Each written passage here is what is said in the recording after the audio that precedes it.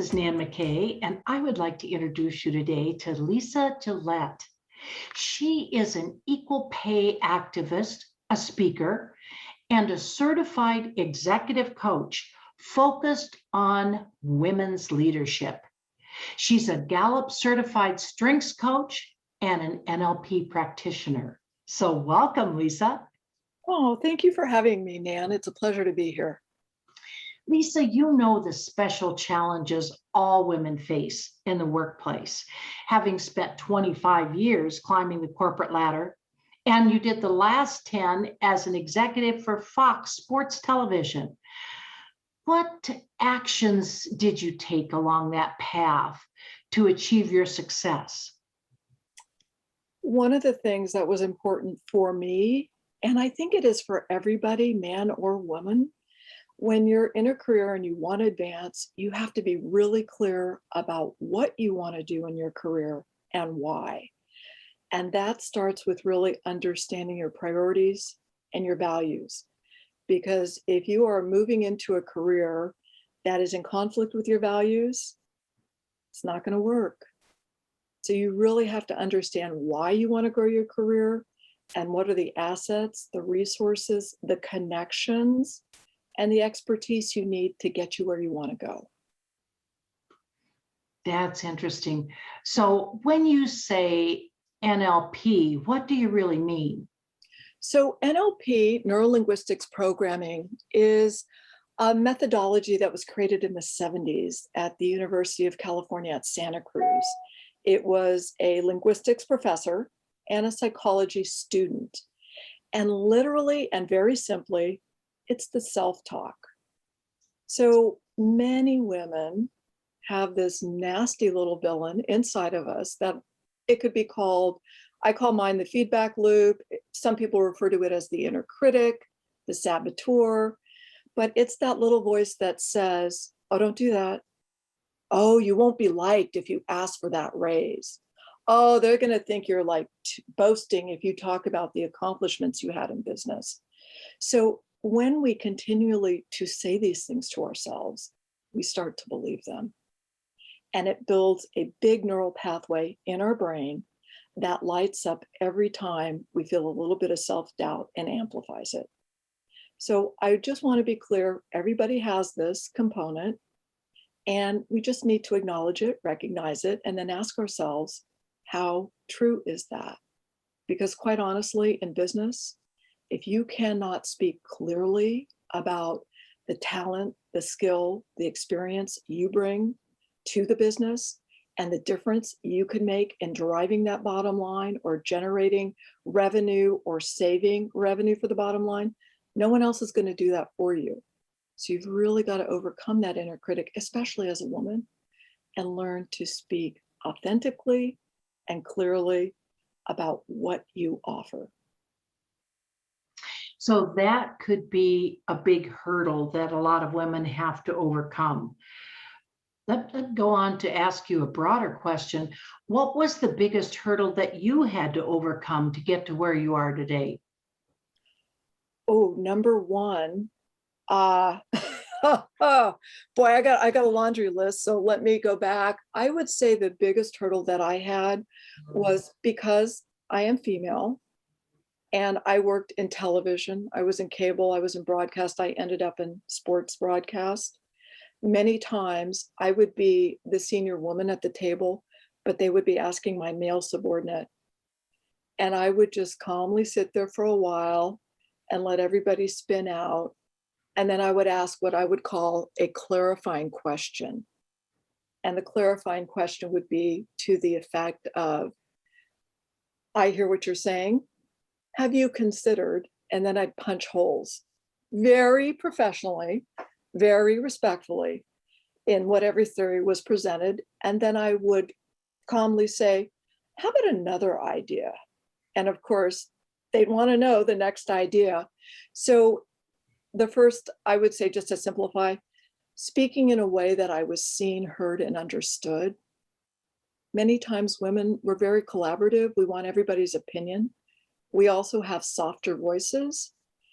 And that, again, does not necessarily serve us in business. We need to be very clear. I call it staying on script, having the 3 points and just repeating them again and again and again. And of course, you're going to answer questions as they arise, but I think I call it code switching, the ability to being able to speak to anyone, senior or junior, in a way that they understand. That I think was the biggest challenge. And then the more people see you in action, they understand that you do bring something to the party, so to speak, and you are offering something of value, they'll recognize that. That's interesting. What hurdles do you think other women are facing today? Well, besides the pay gap, which is, let's just acknowledge women are making anywhere between 54 to 94 cents on the dollar for every dollar a man is making in the same job with the same level of experience. Also, too, we note that after the pandemic, we were 54% of the workforce. Now we're at 46 because we left to take care of our other responsibilities, like our kids, our homes. And then the third really big one, which just lights me up, men over the course of the pandemic were promoted 3 times more than women.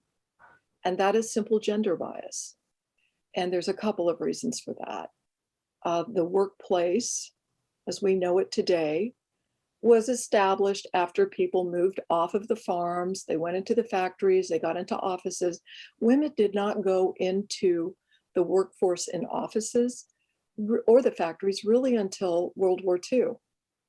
And so it is a male-dominated environment. And that's why it's so important that as women, we're able to balance our very feminine attributes, which are important, the collaboration, the compassion, with the clarity of communication, the vision, because we're visionary too, and the desire to make a difference.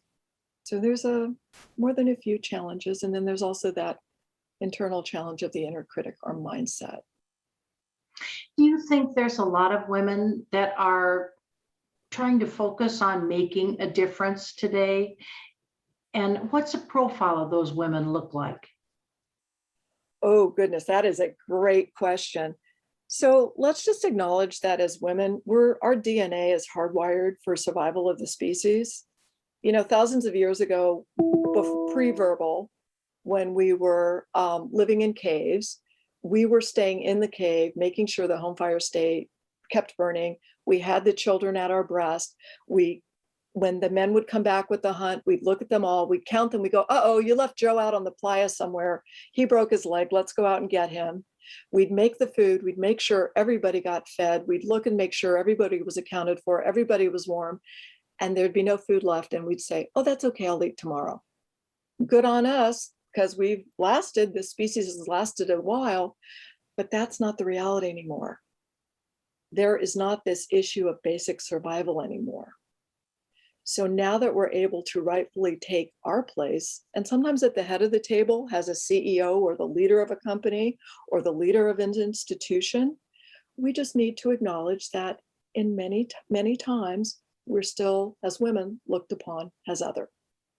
So we really need to be able to speak to what we can do and what we want to do and how we're going to do it. Because for women who want to make a difference, yes, step into your leadership. Know you can do it. Get support. Go to the experts. Build your circle of support. These are your circle of trusted colleagues and confidants. But the world needs it now. And women are really good about helping. So this is the time to do it. What changes do you start to see in women as a result maybe of COVID, where women started to realize, do I really want to do this climbing the corporate ladder? And are there alternatives? What are you seeing in women today? And is it more prevalent in women who are, say, 50 or more? What do you think? Well, I know that there is, besides sexism, let's acknowledge ageism. And this is true for men and women, but for women, it happens much earlier. And here's the thing, at about the age of 50, when you've been working in a particular industry, whatever the industry is, you were probably pretty seasoned. So there's a brain drain as those women start to say, wow, I've hit the glass ceiling. I'm not going to go any further. I know I'm not being compensated fairly. I'm really done with this. I suggest to them, take your knowledge. You have a real skill set here. You can help other women who are now dealing with what you were dealing either in corporate, which is what I'm doing, or you might have some service or an understanding of how to bring a product to market. Share it. Start your business. Make a difference. Get out there.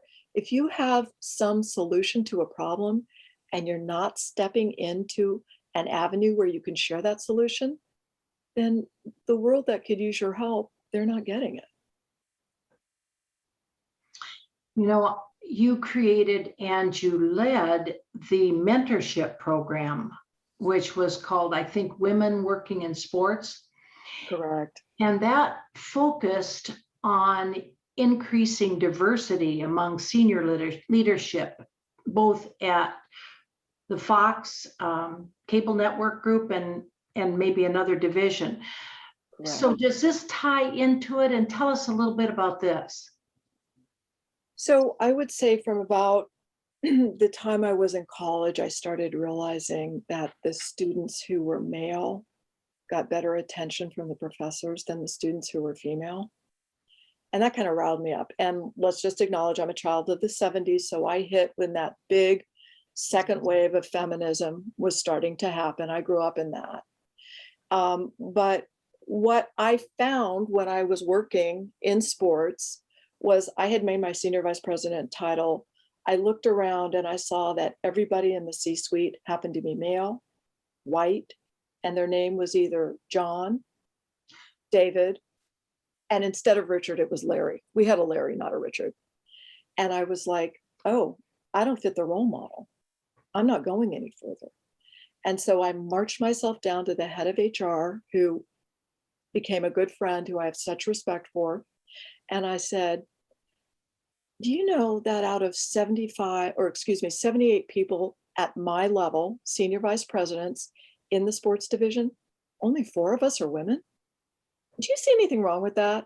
And she said, oh, yes, I do.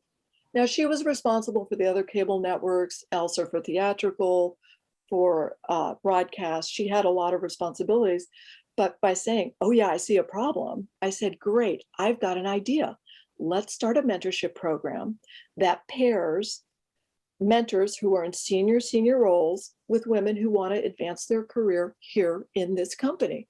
Because we're losing really talented women who are going to other networks because they're not seeing the path for them here. And so that was a really successful program that ended up rolling out to the other divisions. And quite honestly, and I'm going to tell you one more story. In '94, I was at a breakfast meeting for a group called Women in Cable Television. And I was the mentor at the table. I was kind of leading the discussion. And we were talking about bad bosses. At the time, I worked for a screamer. And the woman across the table, she said, I work for a, and she burst into tears. And I thought, oh my God, it's not just me. This is a problem. For some reason, people, not just men, but people in authority feel that they can shout at their underlings and get away with it. And that's when I realized I got to get involved. I can make a difference. I am going to stop this. There is a way to do this. And so this has been forefront through my entire corporate career. But it really, when I realized we are all in this together, we are all facing similar problems. And if we create our own circle of support, including men who support us as well, we can make a difference. We can make this better. We can move the needle. We can reach pay parity. And then you went from there to start your own company, which kind of does some of the same things. Tell us about that. I think it does all of the same things. I just, now that I was on the career trajectory myself, I discovered some really simple strategies that are super effective and they're easy to learn. You just have to trust the process, but once you use them, and I'll just share one particular one with you that I think is applicable, whether you're in a corporate setting, a business setting, or a non-business setting. And I'm gonna, again, I got another story here, so thank you for being patient with me. So Nan, if I ask you, hey, what'd you do on Friday? And you go, oh, I went to this great new restaurant. We're girlfriends. I say to you, well, did you have an appetizer? Oh, the person you were with, what did they order? What did you have as a main course? Oh, did you have salad afterwards? What was in the salad dressing? Could you repeat that at home? What did you have for dessert? Oh my gosh, I want all the details. In business, there's only two details I need to share. What is the name of the restaurant and would I go eat there again? So when I talk about code switching, you just want to think in a business environment, whether it's corporate, whether you're an entrepreneur, you need to be really clear and have a very cogent message so that you can explain it quickly and the person who hears it grasps it. You know, we love to collaborate as women. We love all the details. That if someone asks, yeah, you've got that information.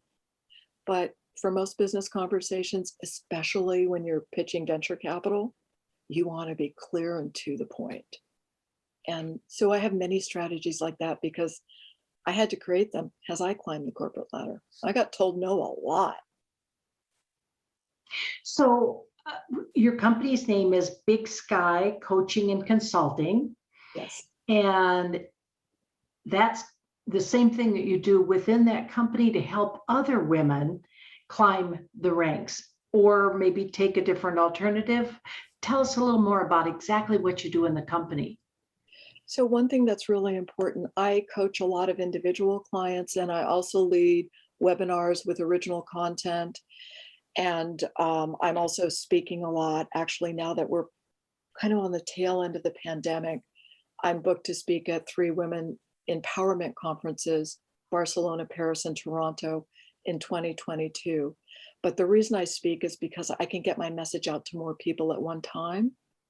And I always say to everybody who I speak with, and even when I'm just doing one-on-one coaching, I bet you know a woman who you touch base with, who you always want to ask their opinion. And they go, oh yeah, of course. Yeah, I have a few of those friends. And I'm like, great. So if you learned anything here, go share it with her and spread the message. Because my goal specifically is I want to see more leaders that are diverse.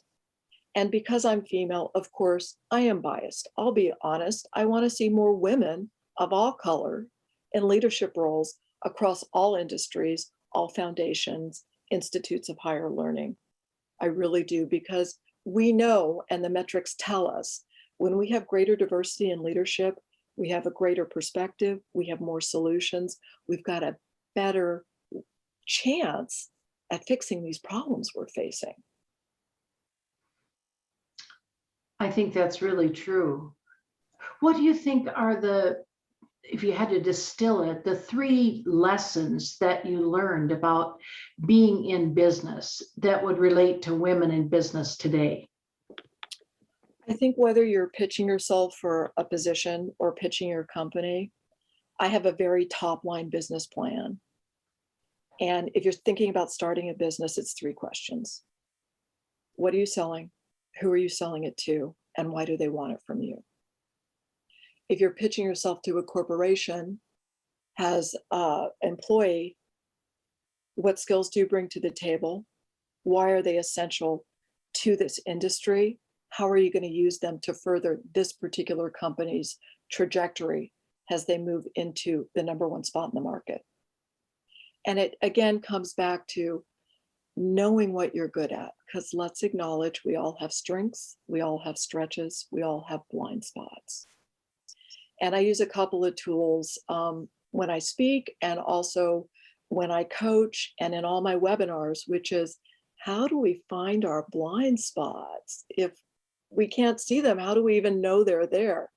And there's a really simple exercise I use called AWARE, which works really well. So I would say that one of the reasons I do what I do now is because I have so many strategies I had to create to further my career in the corporate agenda, particularly being one of 4 women in a cast of 78.